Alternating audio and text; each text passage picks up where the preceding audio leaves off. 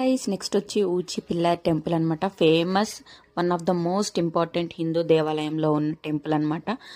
ఇక్కడ వచ్చేసి లార్డ్ గణపతి ఉంటారనమాట. ఇది ఒక పెద్ద హ్యూజ్ రాక్ పైన అయితే కన్స్ట్రక్షన్, అదే దేవుడు వెలిసిన తర్వాత ఇక్కడైతే చేశారు. ఇది వచ్చేసి రాముడు శ్రీలంకకి వెళ్ళేటప్పుడు ఆన్ ద వేలో ఇక్కడైతే గణపతిని దర్శనం చేసుకున్నారని చెప్పేసి పురాణం చెప్తుందంట.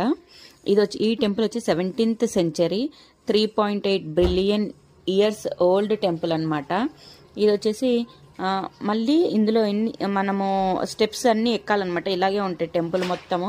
ఇక్కడ వచ్చేసి మార్నింగ్ టెంపుల్ టైమింగ్ వచ్చేసి 6 నుంచి 12 వరకు ఉంటుంది. ఎర్లీ మార్నింగ్ 6 o'clock ఓపెన్ చేస్తారు, 12 వరకు. మళ్ళీ 4 నుంచి 8 వరకు.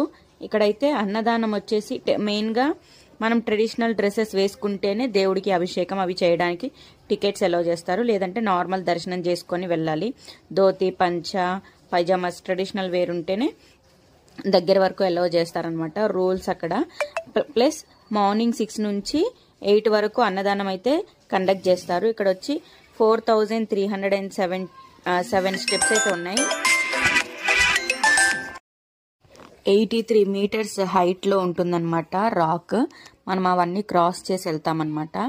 ఆఫ్టర్నూన్ టైమింగ్స్లో అయితే అసలు వెళ్ళడానికి ట్రై చేయకండి.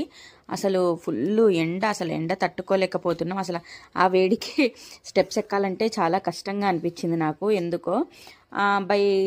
కంటిన్యూగా జర్నీస్ చేస్తూ టెంపుల్స్ విజిట్ చేయడం వల్ల కూడా ఆ టైర్డ్నెస్లో కూడా ఎక్కలేకపోయానేమో. నార్మల్గా అయితే ఎక్కేసేవాళ్ళమేమో. కాకపోతే చాలామంది ఇక్కడ వస్తూనే ఉన్నారు. అసలు చాలా క్రౌడ్ అయితే ఎక్కువగానే ఉంది. ఈవినింగ్ టైం కూడా చాలామంది జనాలు అయితే ఉంటున్నారు ఇక్కడ. చూశాను చాలా మంచి, అంటే ఎక్కడ ఎక్కేటప్పుడు మన పేషెన్సీ అయితే టెస్ట్ చేస్తారు అని అనుకుంటాం కదా. అది ప్లీజ్ గైస్ సబ్స్క్రైబ్ అయితే చేయండి. డూ లైక్, షేర్, సబ్స్క్రైబ్ అనమాట.